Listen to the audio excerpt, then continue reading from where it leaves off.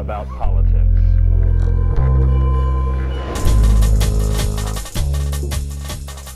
Hi, this is Fitrakis with the TrustVote report. Ohio's decision to buy new voting machines will make the difference between hackable or less hackable elections.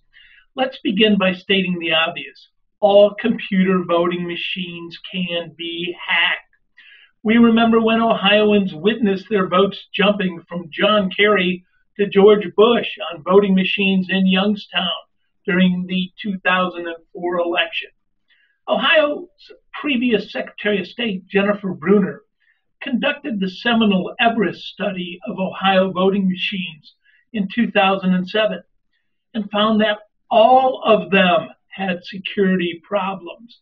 The study concluded that, quote, unfortunately, the findings in this study indicate that the computer-based voting machines in use in Ohio do not meet computer industry security standards and are susceptible to breaches of security that may jeopardize the integrity of the voting process, end quote. Back in July 2017, computer hackers at the Vegas DEF CON cybersecurity conference hacked all the 30 voting machines brought to the event. Whether it is the software or built in to the machine firmware, all have well-documented vulnerabilities. And of course, we all accept the Russians probably hacked into our voting system during the 2016 election.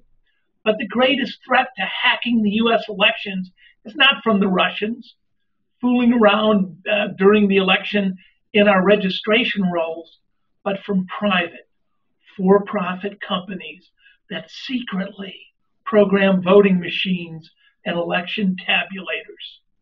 For over a decade, the New York Times refused to conclude that voting machines could be hacked. But this February, to their credit, they published an excellent overview article entitled The Myth of the Hacker-Proof Voting Machine. Yet, between now and August, Ohio's county boards of elections will be entrusted to select new computerized voting machines, despite their failures.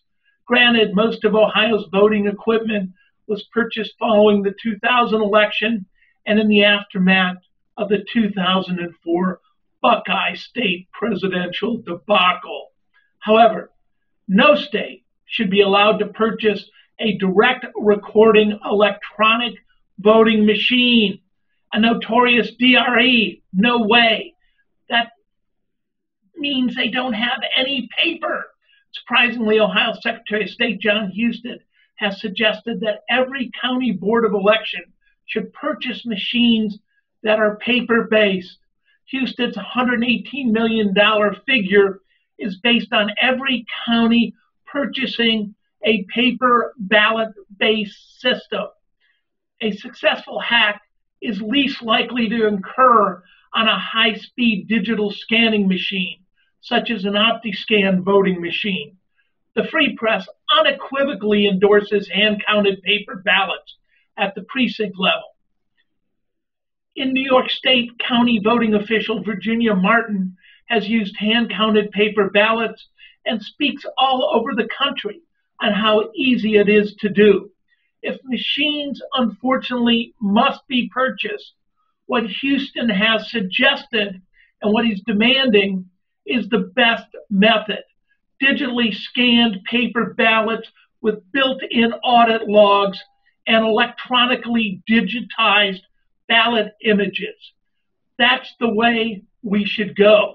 That's the way vote counts can actually be audited later. He must also demand that every computer system use transparent, open source coding.